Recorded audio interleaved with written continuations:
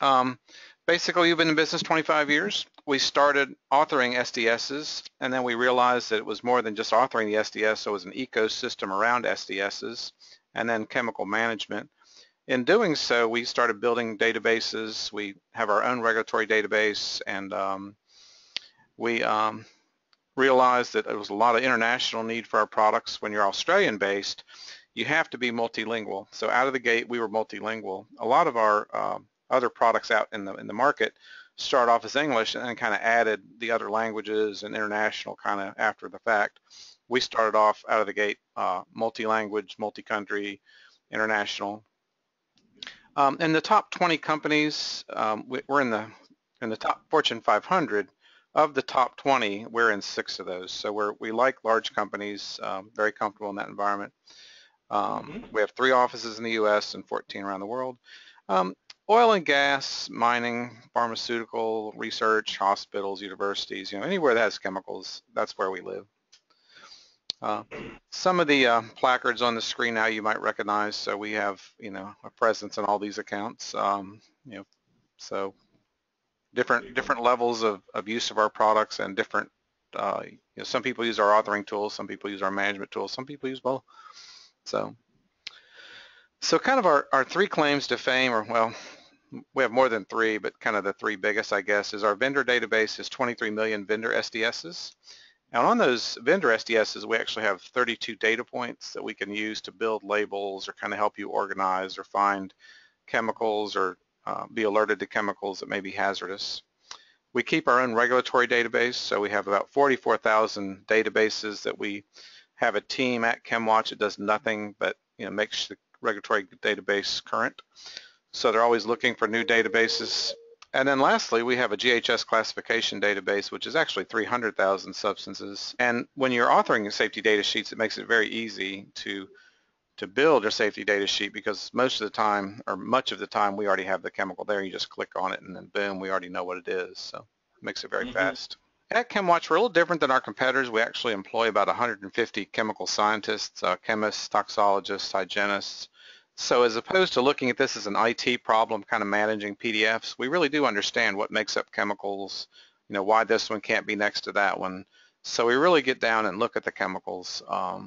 And so that's a huge differentiator for Chemwatch. Our IT, the final product is cloud-based, so it's software as a service. Minimal IT is required. You get a login. We can get pretty granular on what login can do what, or who can see, who has the ability to edit or view, very powerful tools on that for user management. Everything is written on .NET platform. We had a total rewrite about 4 years ago, so a lot of people will actually plug into our software, via their, what we call application programming interface, an API. So they'll actually use our data in other systems, easily done. And everything's very modular. So if there's one module you need and you want to add another module, we can just simply turn that on. Maybe you want to add a labeling or something. Okay. This is kind of an eye chart, but the gold FFX product, if you look across the top, that's what your other location has. And then basically what this says is they have materials module, which is vendor SDS management. They have our inventory module, risk assessment, label generator, our gold documents, our classify module, which allows them to build custom mixtures and create labels. You can do just about everything except for an SDS with that. So it's our most popular solution. If you'd like to add approvals, workflow management tools, our Chemeritis product, which is one more over, may be a better option for that because it includes that and a couple other things. So, but we can kind of help you negotiate which one of our products, and they're kind of like bundling, would be the most appropriate and of the most cost savings and value. So this is kind of a recap. Authority is our authoring tool at the very bottom. And then going up from that is Galleria Chemica. That's our regulatory database. And then as we kind of roll up the page, you see Gold FFX and Chemeritis near the top. So our Ses Acquisition Service, basically we help you acquire your vendor SDSs. We keep them current for you. We have a side-by-side report so you can see when what the changes are between one and another. We try to help you. And then you basically can accept the new SDS. We keep the old one on file for you on our server, and we never delete it. And then you'll maintain a history of all the SDSs from that manufacturer. So this is purely for vendor SDS management. It's all included with our system. So here again, there's an example of an update report, kind of giving a report on kind of, what changed or what has been updated in the system. So anyway, that being said, Mr. Paul, I'm going to turn the keys over to you and let you drive. So I'll just kind of run over the data in the system first, just before I show you. We'll do the SDS offering first, I think. So the way the system works is I'm just going to come in here and I'm going to pull up a specific molecule. The way the system works is everything's registered as a material, and attached to those materials are certain SDS in the system. So I'm going to pull up a pure substance here in our database, and you can see I'm getting a list of SDSs that are attached to this particular item. So you can see some are from the United States, some are from the UK, Belgium, India, etc. I can place them in a location, and I've created just a location here underneath my main site. I've just got a looping demo folder. But you can see each site, each country can have their own particular folder tree breakdown, and not all users are going to see necessarily all sites. The unique thing about Chemwatch is obviously we update, acquire your SDSs, keep them in the database, but we actually have two levels of data. So if I open up one of these US SDSs for this substance, if I go down to classification, you can see this particular supplier, Sigma, is saying it's a non-hazardous mixture.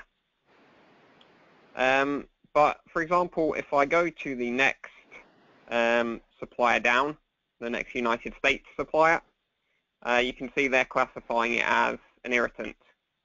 So potentially we could be doing two different risk assessments, having two different labels, etc. So the thing that Chemwatch do is we have, especially for pure substances, we have what we call the gold SDS. And that's to break those disagreements and to give you a more kind of current data set. So we have our own SDS that generates in the system. This always generates in the same format. And the user can translate it and change it to any country format. And we support over 100 countries. The reason why I'm showing you this first of all is because this is the same format that the SDSs that are created in the system are authored in. So you can see this particular ingredient, it will have US exposure limits, US regulations down the bottom, US SAR information, for example. But if I switch this over to Japan, which is where a kind of complicated country, and I saw you had some sites in Japan, we're going to get, obviously, the document in a different language.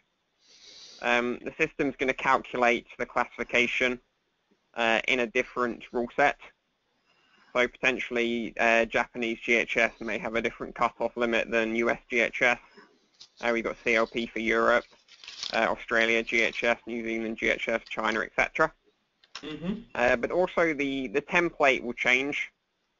Different data gets pulled in, different transport data, DOT for the US, ADR for kind of different countries, Japan's UN. But also there'll be unique sections. So Japanese health and safety law sections, working out for substances on very many lists. So basically, Chemwatch ensures that each one of these templates is compliant to the local regulations and has the correct data for that region.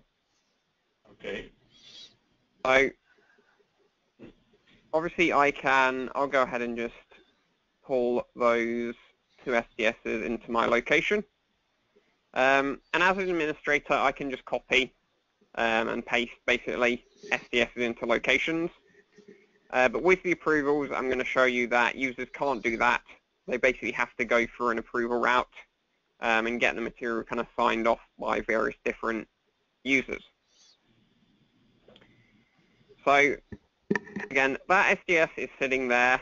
Those two vendor SDS is sitting there in the system with the SDS data next to each supplier, plus that gold SDS data set that's going to change depending on the country that I select or what folder that I put it in.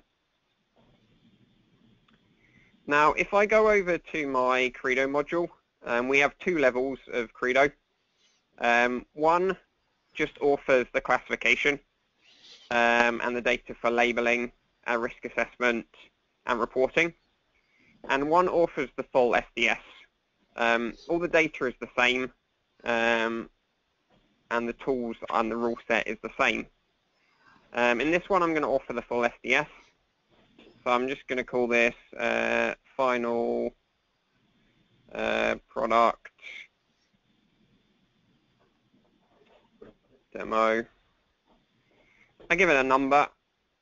I can add various other bits of information like uses, synonyms, and for Europe we've got the uses all pre-translated.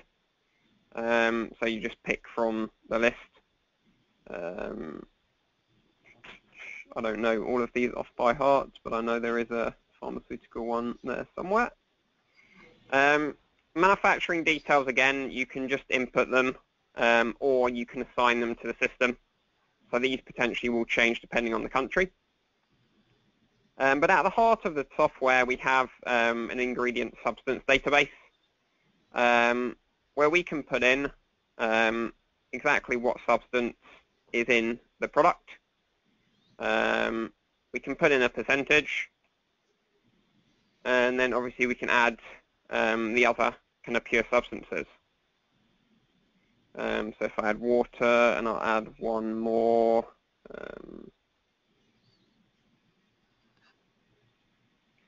You can either input via CAS or via actual name. So if I just put in a kind of a small formulation there, and we can put in kind of ranges, more than or less than, whatever you want to put in there, and the system will basically keep on creating us new lines for each substance that we put in the database. We then just put in other things about the product, like the state, water solubility, and if we know any physical properties, we can put them in, and they contribute to the rule set. But none of this is required. I could finish it there and create the SDS just with that information. Obviously, we've got a dangerous goods information section that we can put in. But quite critically, we've also got a review ingredients section, where if we are writing SDSs for kind of more generic products, or we don't have, you're trying to put in an active that's a novel, it's a totally new product, we don't even have it in our database, you can basically just hard input into the database just the name of the new active, and then if it does have any classification.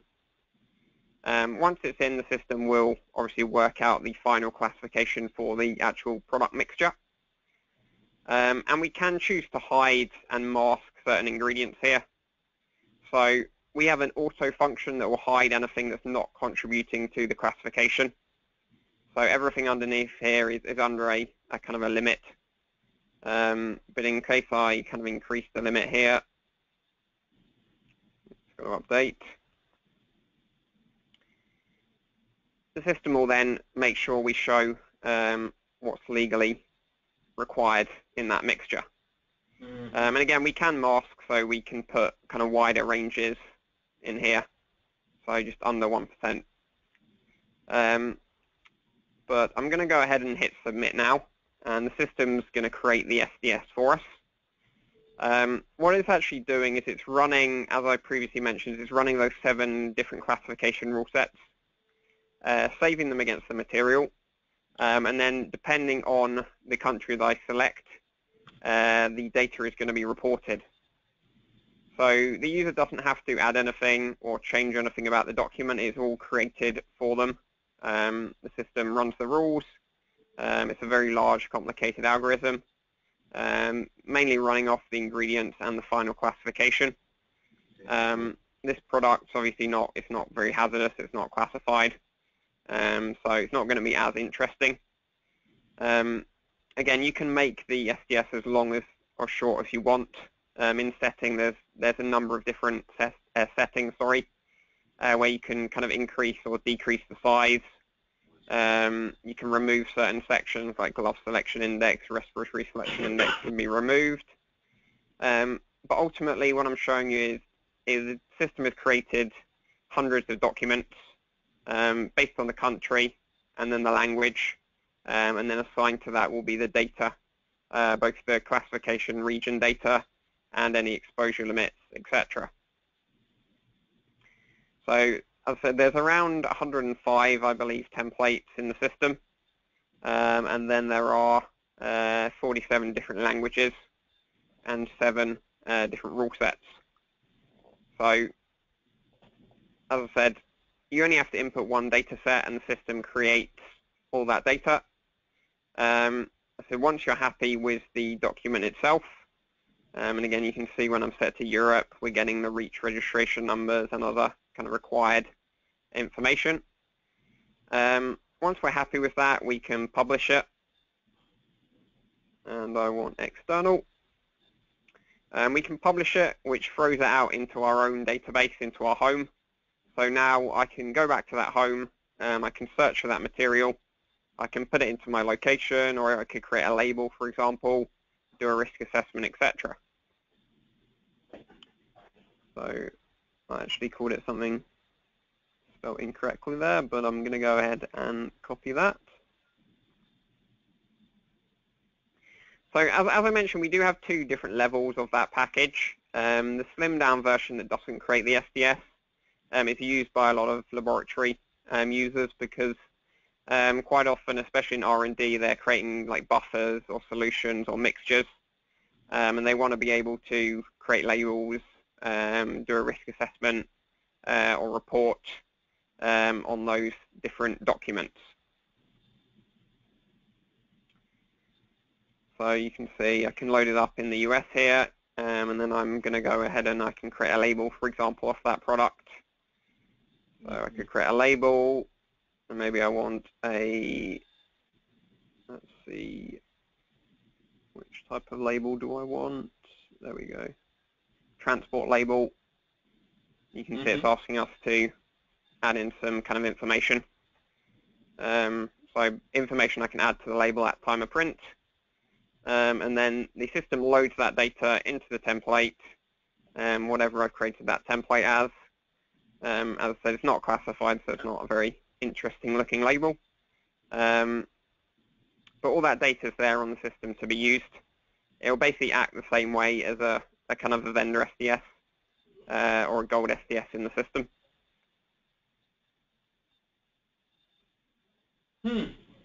Nice. Interesting then. So what I need is the ingredient composition of the product. What you need is from manufacturing is that formula, and that's it. Right. My question is for a finished good, like a tablet, section 11. I didn't really catch what does it put in there for that. Does it consider the active ingredient for that data? Because obviously we have no data for the toxicology. I mean, it's going to, if I go back to the SDS, so section 11 is the tox, go down. Yeah, in general it will consider the active ingredient. If the active ingredient is below a certain percent and you hide it, it will basically remove that data. Gotcha. Section 11, toxicity.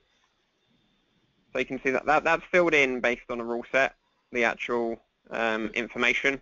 The data itself, as I said, will be, it'll be for the actives, but you do have the option, if you are doing testing, do I have it on this system?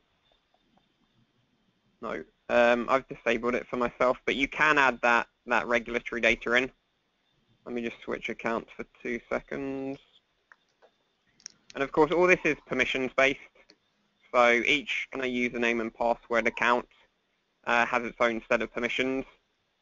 So for that particular user, I'd actually removed the ability to input any data against the actual product itself. But if I go into Authorite, there is a tab that I had disabled for that particular user called Toxicity Irritation. And this does let you kind of input your own values against the actual mixture itself.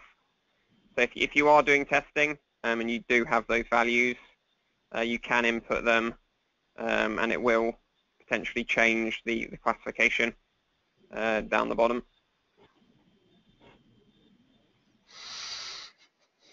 And same for environmental.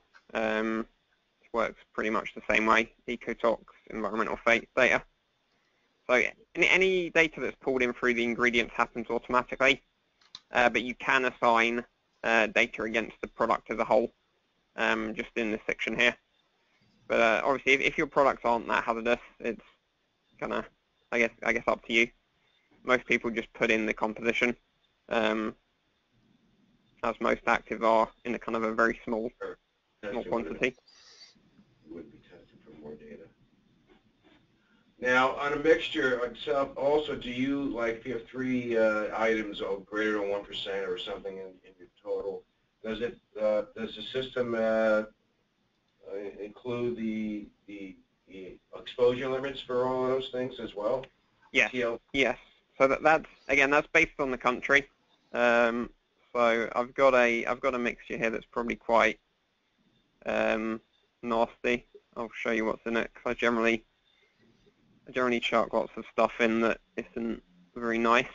I can load this up. But yeah, the exposure limits are pulled in based on the country. Right. They're pulled in based on the CAS number and the chemical family. So all our regulatory data, and we've got around 4,000 lists, it's all managed via CAS and also chemical family. So where the exposure limit or the regulation is referring to, see if we've got any examples here,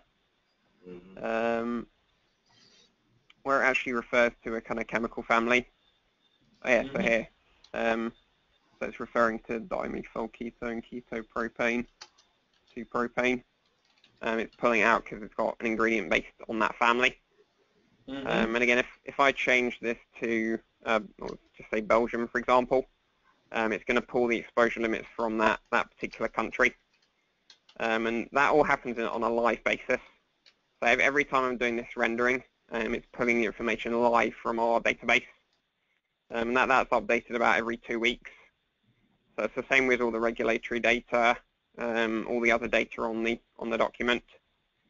And this will be in French, but you should be able to, yeah, the European ones.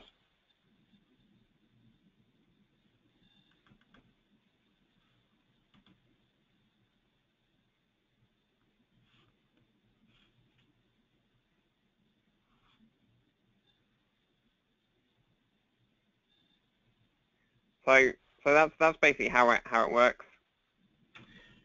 That's another question. I mean, I see like one of your clients is Pfizer, which I'm very familiar with.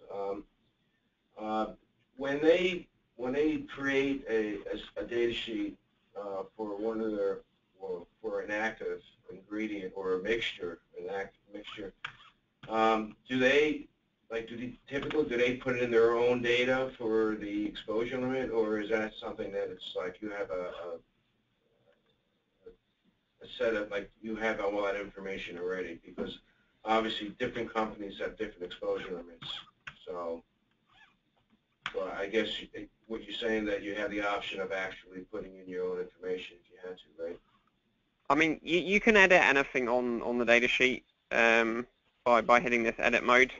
So you can come in and kind of start editing the actual full document, but most of our clients will just go on our exposure limits. I mean, they're all referenced. I don't think I know any client who's changing the exposure limit data, unless it's kind of their own data on their own actives, where it's a new substance rather than a new mixture. Well, the reason what I'm saying is most companies and their APIs, they actually write their own monographs and set their own data, exposure limits, and sometimes they vary greatly. So I would be careful for someone just accepting what's in there.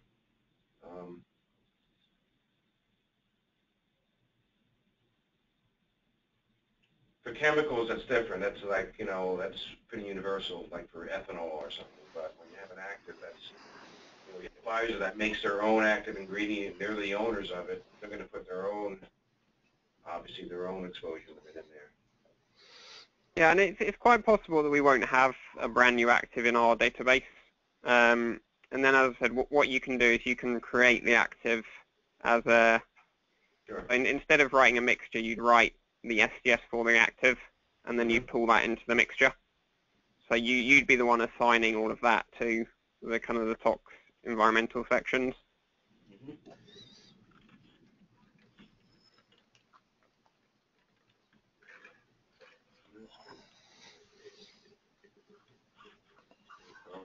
It is indeed.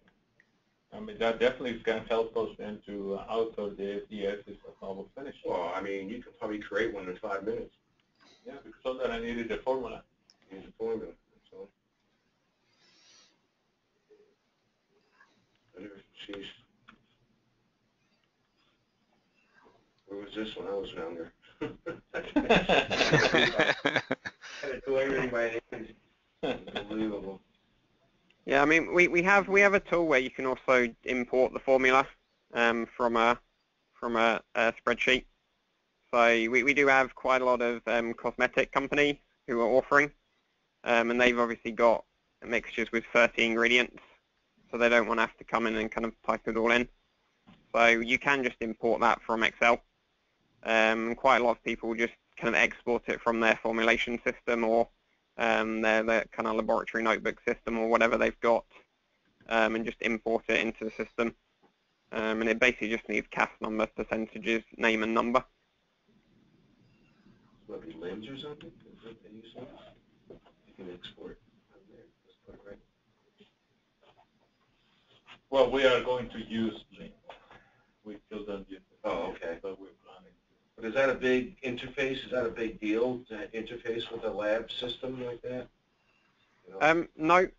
So we have a number of universities who do the same thing. If you want to populate your LIMS system, we've got an API that can, when these SDSs are created, as I said, it works all on a template. So each section, each line, each bit of data is granulated, and it can be pulled out via our API. Basically, it's similar to our kind of report generator, which is just our own kind of Excel export. But you basically just pick the field from the document that you want to export or pull on a live basis, just with like either a part number or a name, or kind of whatever linker you want to use. If I just go current page, basically you just build a method of what you want to pull out of the system. And it looks something like this. This is just the method to pull out into Excel. So you come in and say, I want material name, I want ingredient proportions, ingredients, and then obviously you've got regulatory, so you could get GHS classification, you could get the pictograms. Most of the cases, at least with the API interface with the laboratory notebook systems that I'm aware of, they're mostly just pulling out the images, so GHS pictogram images and then the H codes maybe. But as I said, you can pull out basically everything that's on the SDS. And basically, it would just be a call to our system. It would call the specific method, and then it would call the number or the name of the product and just pull that information out.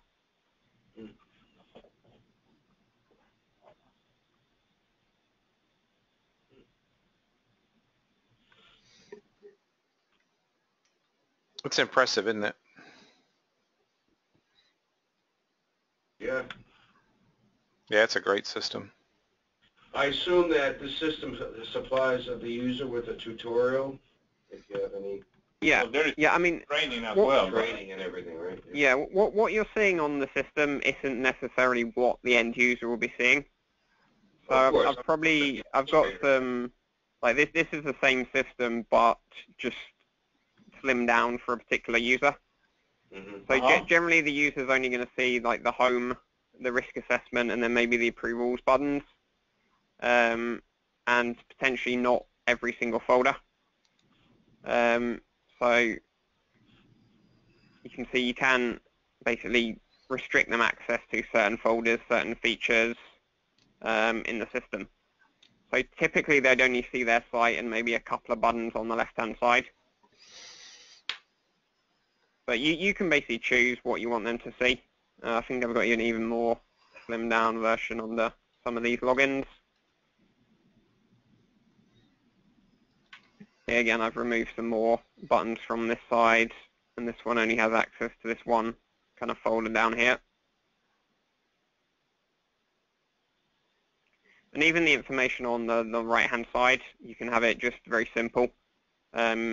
I've kind of removed the information about the classification, amount information that you can store in the UI to just have name of material. The user just clicks on it, they load up the SDS. It's very, very simple when they get down to it. But yeah, there is training.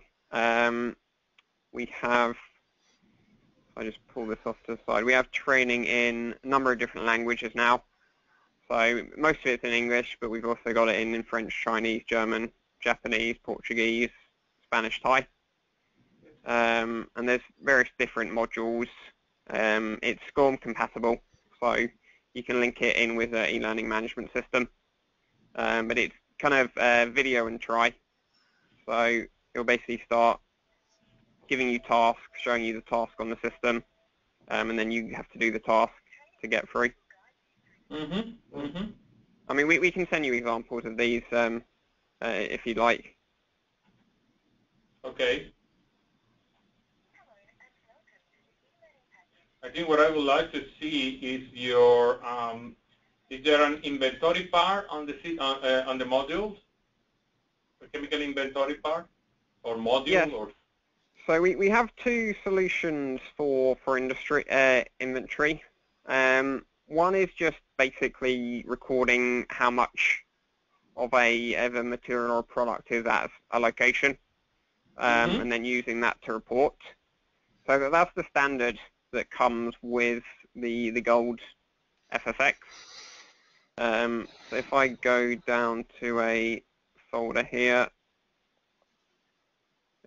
America, if I go down to this test lab,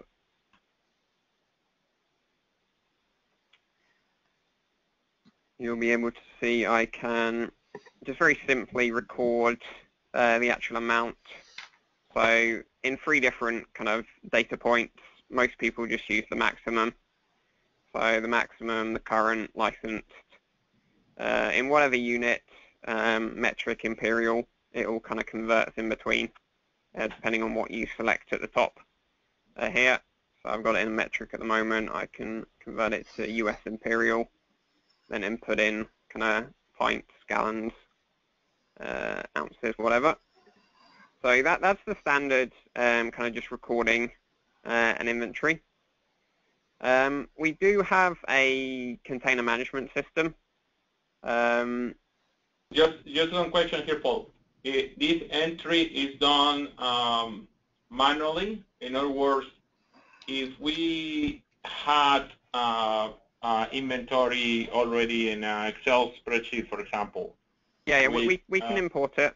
Okay. Yeah.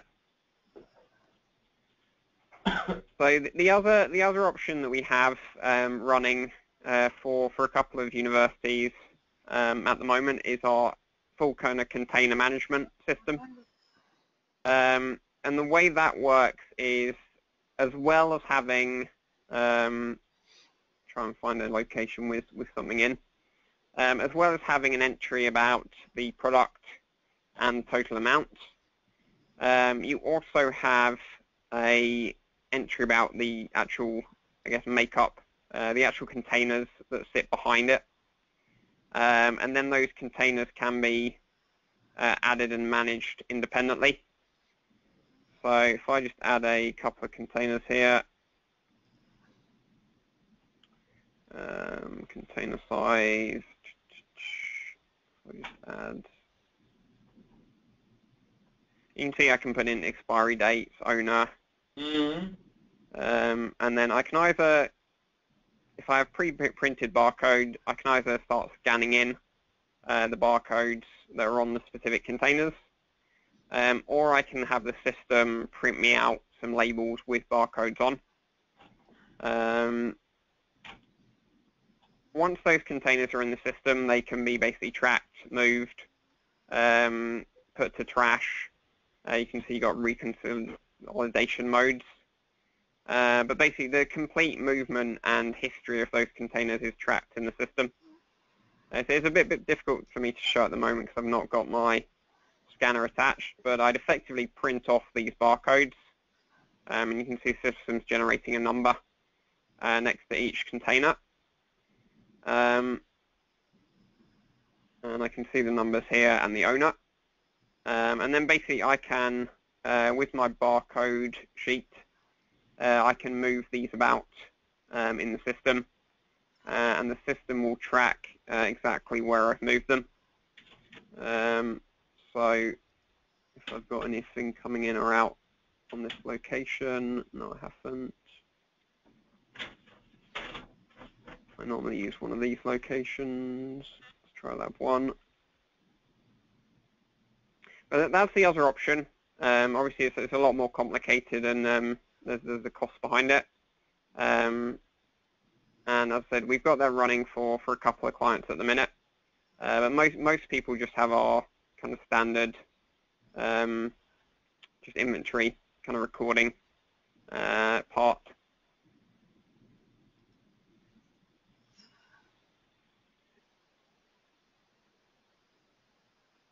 But yeah, I can show you the approvals and the risk assessment side. Those are the two kind of major bits that I've not shown you.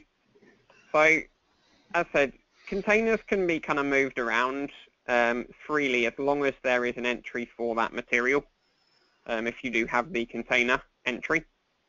So to get an entry for each material in each location, we need to get it approved. With the approval system, we can't just do a drag and a drop, or a certain level of user can't just do a drag and a drop.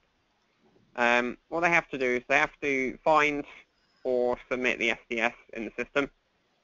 So if it's in the database, they can just find it. They can right-click, send it to approval.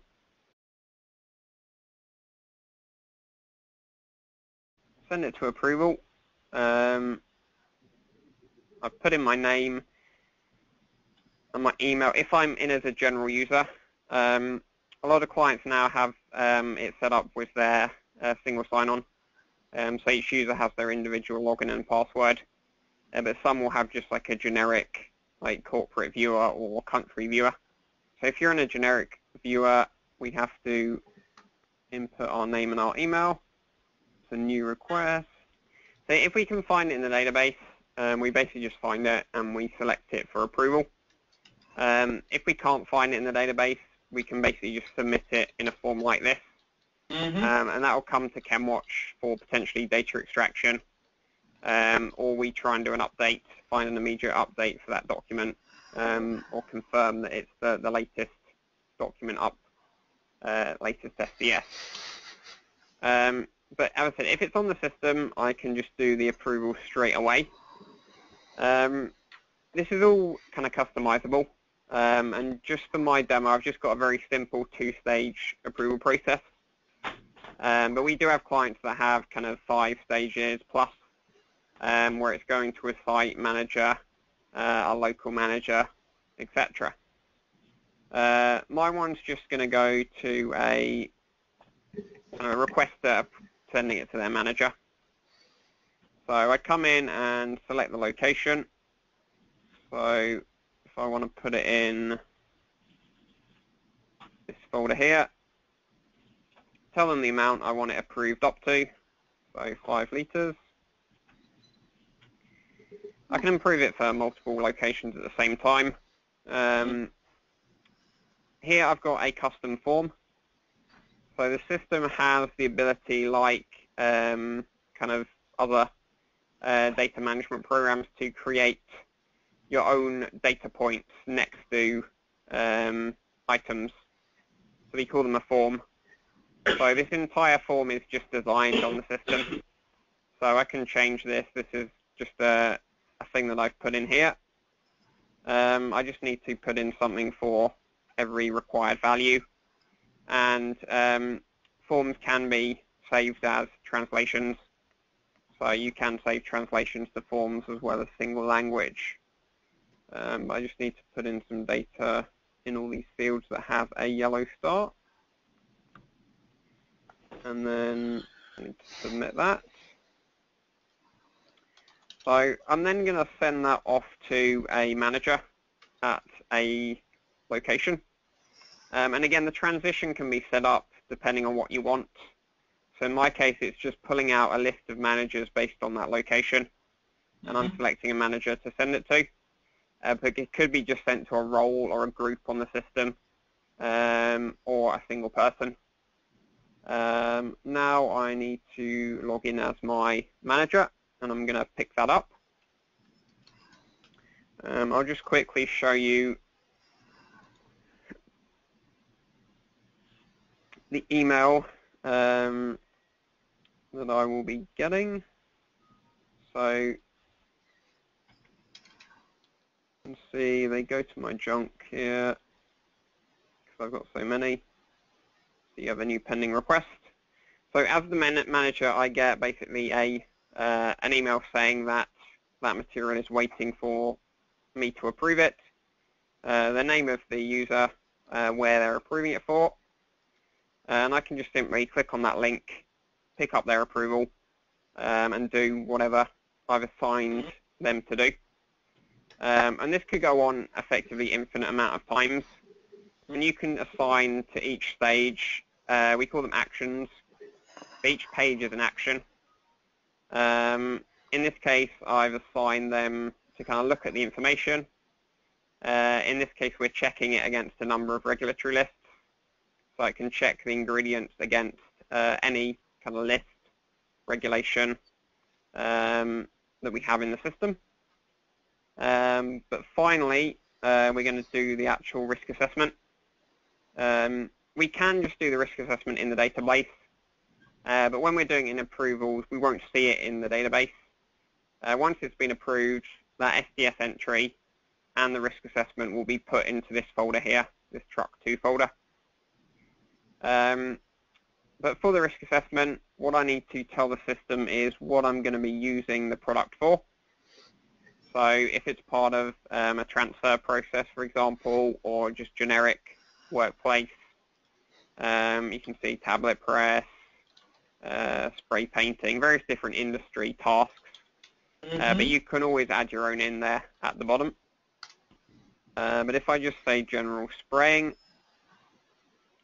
the system assigns a rating to each product chemical using control banding. So each product will be assigned a number from 0 to 4+, depending on its hazards. That shouldn't change unless the actual product changes. But on the right-hand side, we have what we call a risk rating. And that's running off a editable, again, a 5x5 risk matrix. So it's running off a risk matrix that you can change if you need to. There's a different one for a solid and a liquid. And that's running from the hazard, the temperature, which is mainly going to affect the volatility using the vapor pressure. It will also calculate the state at use. Scale of use, so you can see I'm up to a 2 now. Frequency of use, daily I'm up to a 3. And obviously if I bump that down, I can go back down to a 1. So it's basically the hazard of the chemical, the kind of the physical properties of the chemical. And for a solid, I just select if it's a solid, a crystal, or a powder, scale of use, and frequency of use. Based on that rating, the system will give us a minimum recommended control. So basically, if we want to use this material in this way, we need to use a fume hood. If we're not using a fume hood, you can see the risk isn't lowering. It's still a high-risk task. If we are, you can see the risk is going to drop. as I said, if you select any control over the above, the risk is going to drop. And you can edit this control tree to be exactly what you want. So you can see you can put in additional controls, additional control levels. You can see you've got training required. I can review the PPE that's going to be used. So I can add boots, for example. The system will make some recommendation. We've got some pre-made annotations that can be put in that are quite generic. But the system lets us add our own notes and our own information. It's just saving it here and it's creating an archive copy. But I can now go ahead and load up the report here. And it'll show me, again, local exposure limits depending on the country, PPE controls that I've selected, the hazard statements, precautionary statements, what the actual usage scenario is at the bottom. And then I can go ahead and put in more information, like a kind of a process name, a code, who's done the assessment, number of people exposed, which is a requirement in some countries, and my own notes down the bottom. We've got a review date that's again set by the system settings, and if that review date or the SDS gets updated, it will change it to review required. So someone will have to go in and actually check that the information is now correct. As I said, I'm going to now approve this, and this information will be now saved in that folder. And the actual end user will get an email saying it's been approved, and the system tracks the whole approval process. As I said, I've just done a very simple 2 stages, but it can be kind of any number of stages. I'll just show you the builder, because it's not something that Chemwatch actually has to code in or write in. The system has its own builder that's quite flexible. If I go to settings, I might have it open here. If I go to settings,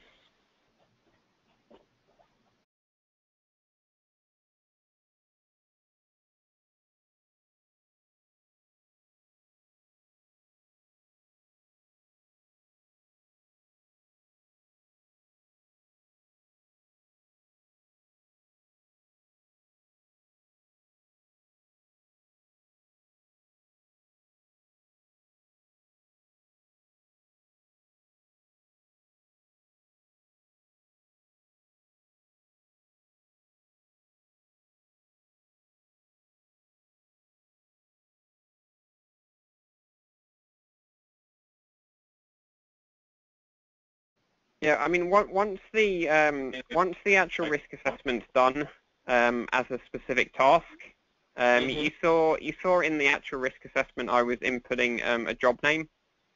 You can actually group any kind of just single chemical or product-based use with other products inside a job. So you have your location-based tree, but you also have what we call a job-based tree. What I can do is I can load up a job. These jobs are just created by inputting that job name. There's no extra work required. I can see all the information for that job. And again, there's an additional report that takes all that information and presents it very simply for the end user. So it will show them, based on every chemical use, it will tell them the highest hazard, the highest risk, lowest reassessment date, and then same thing with PPE. So you can see I've got both normal gloves and long gloves used for this whole process. So it's showing up the top, the kind of the top level. And again, more notes can be added to this actual kind of job or process as a whole. So there's 2 ways to use it. It can either be just a single chemical exposure task-based assessment, or you can group up multiple chemical tasks into a job like this. Even like a mixture as well, right? I'm Yes. just thinking the job for us is the product process, right? Manufacturing a product, Right. and we can put all the tasks And in some instances, we have mixtures, like the one that here we have to mix isopropanol with ethanol, right? And it's a mixture of 30% IPA, 40% or 50% ethanol, and then the rest is, I think, is purified water.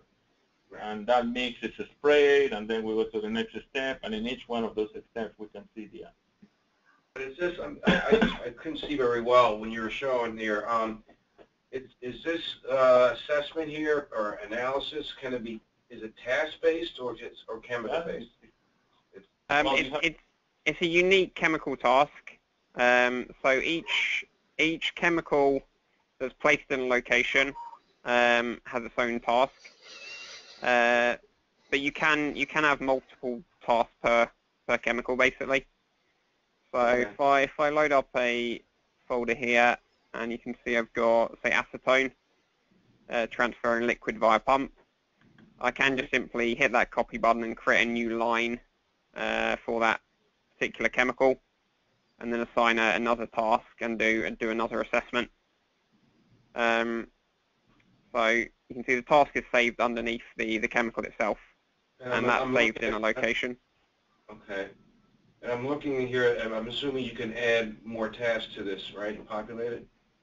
Yeah. There's a user-defined one at the bottom where you can basically just add anything. You can see I've added quite a lot in mine. So if there's one that's not in the list above, you can always add it down the bottom. Yeah. And the same thing for controls. You can see for this one I've got air monitoring at the top, seek advice from health and safety team. So again, that can be edited to your corporate kind of standards. So it's so easy because basically we put the current condition, and if it actually indicates that we're at risk, then we can see what are the options to minimize the risk, and that will be the recommendation. Okay, we are at risk in this, but if we added a local exhaust ventilation, we'll reduce the risk, and now we'll be fine. Yeah, and as administrators, effectively you can just click on the sites or the countries, and the system will basically load you up metrics of the risk assessments. So I can see Site E or anything below. I can see they've done, we'll try something that's a bit more populated. So you can see the amount of assessments that are complete. Some might be out of date or required. And then basically you can compare the hazard to the risk. So you can see how well they're doing at reducing the risk of the chemicals in the specific areas. And as I said, it always works that you click on a folder and it reports on everything underneath. So generally, if we with large companies, they'll let the local administrator build their own area, but just keep a level locked so they can't edit anything from there. So you got assessment required, incomplete, complete. And then you can see this is my risk rating, 0, 1, 2, 3. These are probably the ones that I've not completed.